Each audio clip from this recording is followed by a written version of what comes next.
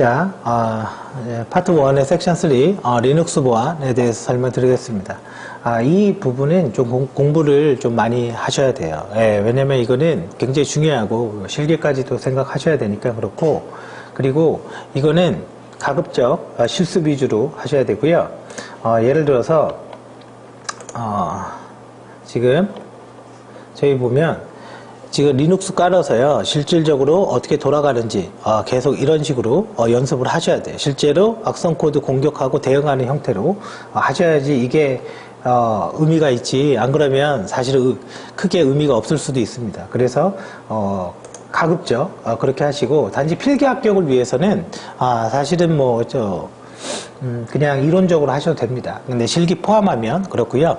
자, 그리고 리눅스 파일 시스템과 권한관리, 로그 파일의 종류별 특징, 특히 로그 파일에 대해서는 BTMP가 많이 나옵니다. 리눅스에서. 그리고 교재에서 나온 것처럼 리눅스라고 하건 유닉스라고 하건 우리가 공부할 때는 두 개는 똑같다고 생각하시면 됩니다. 그리고 로그 실패 BTMP 꼭 기억해 두시고, 그 다음에 이제 권한관리, 이게 이제 사실은 기본이죠. 그죠? 이게 기본이죠. 그래서 리눅스의 그 체인지 모드 명령에 대한 거, 그리고 리눅스의 침입 흔적을 찾기 위해서 어떻게 해야 되냐. 그러면 가장 기본적인 게 제1회 정보보안 기사 실기에도 나왔지만 find 명령어가 가장 기본적인 내용입니다. 그래서 그거를 공부를 하셔야 되고요. 리눅스나 유닉스나 우리가 흔히 쓰는 거니까, 그래서 이렇게 보시면 되고, 멀티 작업, 멀티타스킹 하는 거다, 그런 얘기인 거고, 쭉 이제 넘어갑니다. 자, 운영체제의 기능은 그냥, 운영체제, OS, 프로세스 관리하거나, 메모리 관리하거나, 멀티 유저하거나, 이런 역할을 해주는 거고, 어떤 셀이라는 거는 명령 프롬프트를 우리가 칠 수 있게 해주는 거죠. 그래서 리눅스에서 이런 명령을 칠 수 있는 게 결론은 이제 셀이라고, 이야기를 하고 있습니다. 그러면 그 중에서 셀에는 또 종류가 있기 때문에 여기에 보시는 것처럼 배시 셀이 리눅스 표준, 셀이 되는 거고요. 이 리눅스 표준 셀에 대해서는 이슈가 하나 있죠. 쉘 쇼크라는 보안 취약점이 이미 많이 알려져 있고 다 조치했습니다. 그래서 쉘 쇼크라는 말은 알아두셔야 돼요. 왜냐면 시험에도 필기 실기 구분하지 않고 많이 출제가 되니까요. 리눅스 배시 쉘에 대한 보안 취약점으로 인해서 리눅스 배시 쉘에 대한 어떤 보안 취약점이냐면 환경 변수나 즉 비남수, 함수에 코딩이 없다 이거예요. 비남수를 호출을 했을 때 루트의 권한을 획득할 수 있는 취약점이 있었더라. 그게 쉘 쇼크다 이거죠. 자, 그런 거고요. 자, 그럼 쭉 이제 좀 넘어가서, 그래서 여기 나와 있는 거 해보는 게 굉장히 좋습니다. 해보는 게 좋고, 그래 ENV는 이제 환경 변수 보는 거고, 그죠? 쭉 이제 뒤로 넘어가겠습니다. 뒤로 넘어가서 리눅스 파일 시스템. 자, 리눅스 파일 시스템의 구조 어떻게 돼 있죠? 아이노드죠. 리눅스의 디렉토리의 구조나 이런 것들을 가지고 있는 게 아이노드고, 자, 두 가지를 핵심으로 설명을 드리겠습니다. 이 파트에서는 첫 번째 1번은 일반 책에서는 잘 안 나오는데 부트 스테이지, 부트 스테이지를 얘기할 거고요. 두 번째 2번은 리눅스의 권한관리. 이거는 이제는 일반 책에서 많이 있습니다. 리눅스 권한관리에 대해서는. 왜? 가장 기본이 되니까. 그래서 요거 위주로 설명을 드리겠습니다. 리눅스 부트 스테이지는 2단계 부트 스테이지가 있습니다. 그래서 첫 번째 1번이 말 그대로 1단계죠. 1단계 부팅 단계. 그 다음에 1-2가 2단계죠. 2단계 부팅. 이렇게 되어 있는데, 첫 번째는 뭐냐면 컴퓨터는 바이오스라는 롬에 있는 리드오니 메모리에 있는 데이터를 읽어와서 얘가 뭘 갖고 있냐면 부트 시퀀스가 있어요.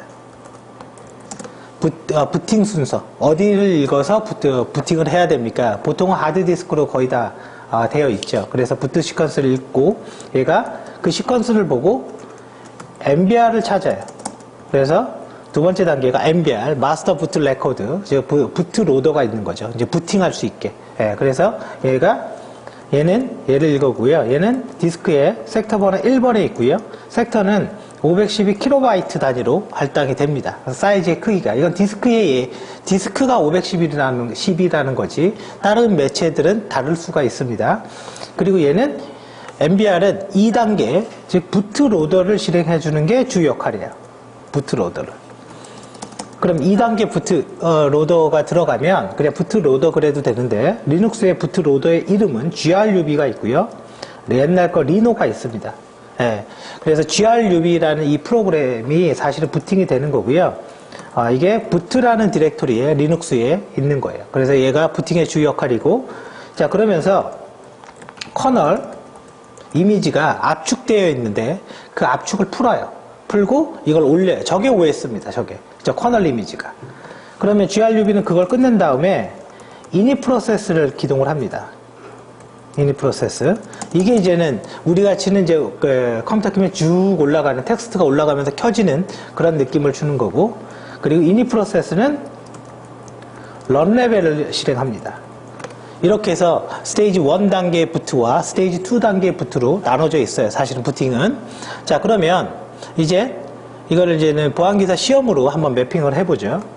이거는 3월 20일 MBR 삭제라는 악성 코드가 있었죠. SBS나 YTN 뭐 방송사의 컴퓨터의 MBR을 깨서 그저 저걸 지워버려 갖고 컴퓨터가 부팅되지 않게 하는 문제가 있었습니다.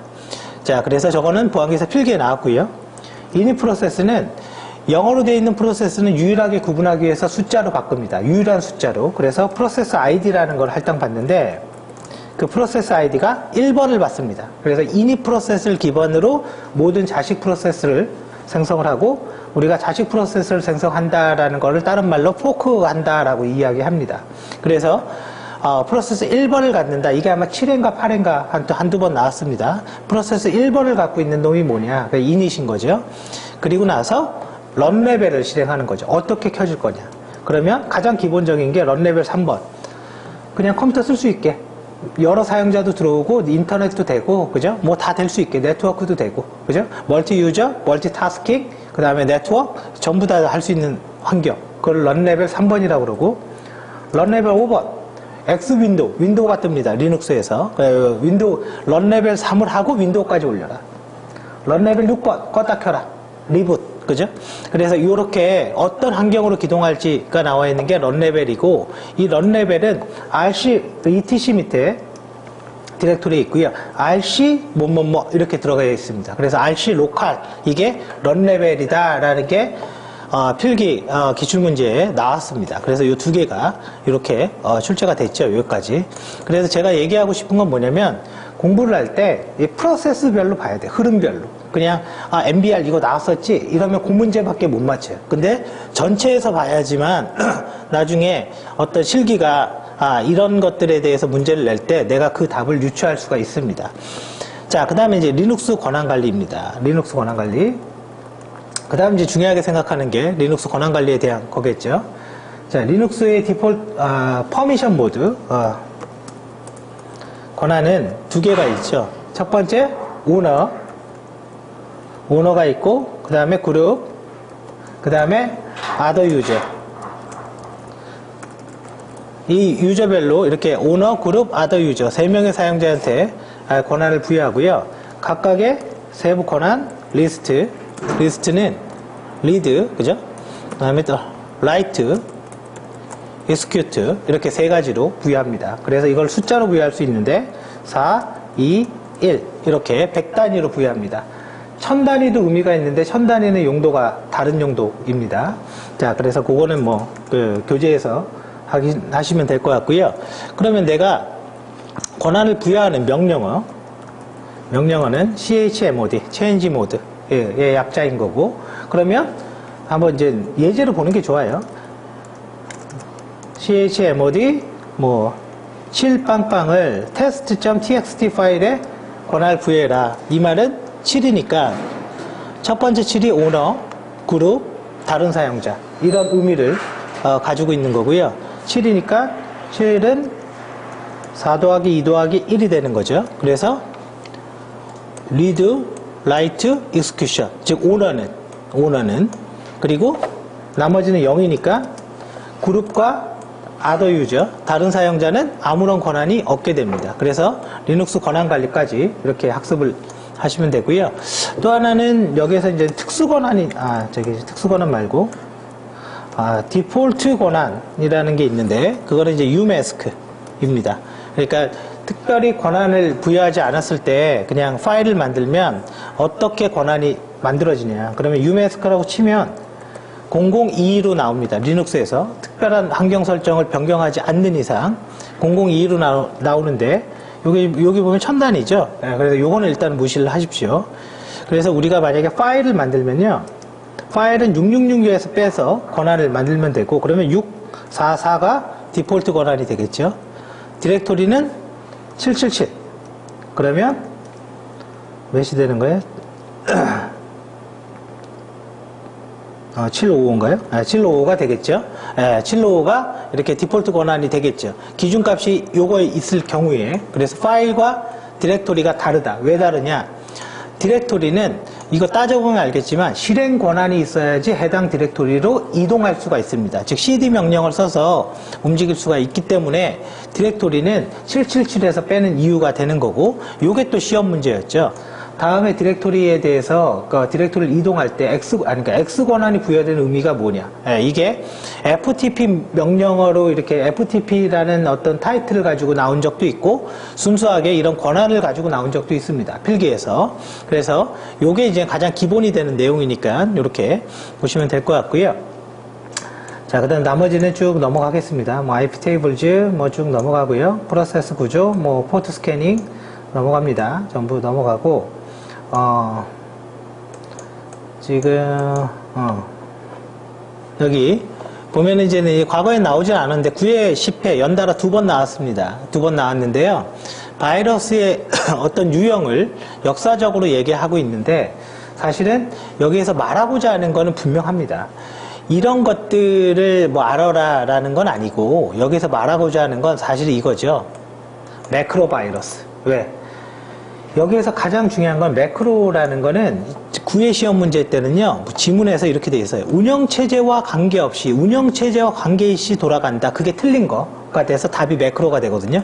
그래서 매크로는 운영체제와 관계없이 동작하는 거고, 그래서 MS 워드나 뭐 이런 데서, 감염돼서, 동작합니다. 그런데 매크로가 왜 중요하냐? 1번부터 4번까지는요, 기본적으로 전문가들이 만들어낼 수 있는 바이러스예요. 근데 매크로는 매크로 스크립트로 만들 수가 있기 때문에 누구나 쉽게 만들 수 있는 바이러스라서 이건 대중화의 의미를 갖고 있습니다. 그래서 이 말은 기억해 두십시오. 그래서 MS 워드나 스프레드시트, 뭐 파워포인터 이런 데서 동작하는 바이러스를 의미합니다. 자, 그래서 아까 매크로가 중요하다라고 얘기한 거고, 이거는 이제는 메모리 주소에 대한 동적 할당을 고정 할당을 동적 할당으로 하기 위해서. 이게 이제 제 10회 정보보안 기사 실기에 나왔던 거죠, 사실은. 자, 버퍼 오버플로우. 그러니까 버퍼 오버플로우와 연관이 되어 있습니다, 사실은 저놈은. 자, 그렇게 보시면 되고, 그 다음에 이제 쭉 포렌식으로 넘어가겠습니다. 요거. APT. 매번 나오는 문제. 매번. 만약에 어떤 기출문제를 봤는데 그 기출문제에 APT가 없었다. 그건 가짜예요. 그건 가짜고요.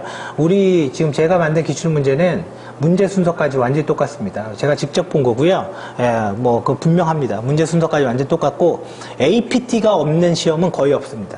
APT가. 그래서 물론 저도 한두 개 정도는 틀릴 수 있겠지만 거의 한두 개도 없습니다. 사실은. 그래서 10회 때도 APT가 나왔죠. 그래서 APT의 절차 굉장히 실기 때도 많이 나옵니다. 아마 뒤쪽에 있는 것 같은데, 뒷면에. 뭐 어디 있을 거예요. APT 절차라는 게 APT 단계 얘기하는 거거든요. 요거 얘기하는 겁니다, 요거는 이제 실기 때도 한번 나왔어요. 이거 가로주고. 그죠? 이거 가로주고. 자, 근데 제 10회 때 이게 답은 아니었습니다. 이거를 묻는 질문은 아니었는데, 바이너리 디핑이라는 말이 보안기사 시험에 처음 등장을 했어요. 이런 말이 안 나왔었거든요. 이게 10회 때 처음 필기 때 등장을 했고, 저도 그래서 이게 뭔가를 찾아보니까 머레어를 탐지하는 오픈소스, APT 공격을 탐지하는 오픈소스라고 이야기를 합니다. 그래서 저도 이름만 봤을 때는 무슨 공격 기법인지 알았는데 탐지하는 오픈소스다. 그래서 요거 같이 알아두시고, 이거 언제든지 추가돼서 나올 수가 있습니다. 그리고 APT 공격 기법이 도대체 뭐냐, 뭐 표적 기반 공격이냐, 뭐 지능형 공격이냐, 다 되는 거죠. 그래서 10회 때는 APT 공격이 아닌 거는 뭐냐, 이렇게 물어봤죠. 이렇게 물어봤고요. 그거는 뭐 이 책의 기출문제 보면 됩니다. 기출문제 완전히 똑같이 되어 있으니까요. 자, 그래서 그렇게 학습하시면 되고 쭉 넘어가겠습니다. 디지털 포렌식인데, 포렌식에서 이제 필기 때 많이 나온 건 이거죠. 가장 먼저 수집해야 될 게 뭐냐. 한 2번에서 3번 정도 나왔습니다. 당연히 휘발성 데이터, 다른 말로 라이브 포렌식이라고도 합니다. 휘발성 데이터부터 증거를 수집해야 되겠죠. 그래서 10회 때 답은 이벤트 뷰어였어요. 가장 늦게 수집해도 되는 거. 그리고 9N지, 8N지 제가 정확히 기억은 안 나는데 기출풀이 확인하시면 돼요. 안 나는데 가장 먼저 수집해야 될 데이터는 뭐냐? 그건 레지스터였습니다. 레지스터는 CPU 안에 있는 작은 메모리인 거죠. 그래서 CPU가 기억장치 계층 구조로 보면 CPU, 캐시, 메모리, 그 다음에 보조 기억장치 혹은 디스크 이렇게 되어 있기 때문에 CPU가 1등이 되겠죠. 레지스터가. 자, 그래서 그렇게 보고 또 하나 실기 때, 이거 아마 8회 같은데, 혹시 틀릴 수도 있습니다. 회차는. 준비, 획득, 이송.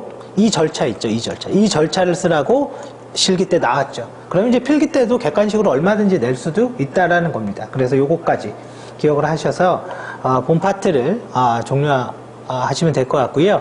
그리고 꼭 실기랑 같이 공부하셔야 돼요. 꼭. 네, 꼭. 필기는 사실은 생각보다 쉽게 붙을 수도 있습니다. 생각보다 쉽게 붙을 수가 있고요. 근데 어차피 실기 안 되면 아무런 의미가 없는 거기 때문에 꼭 같이 학습을 하기 바랍니다.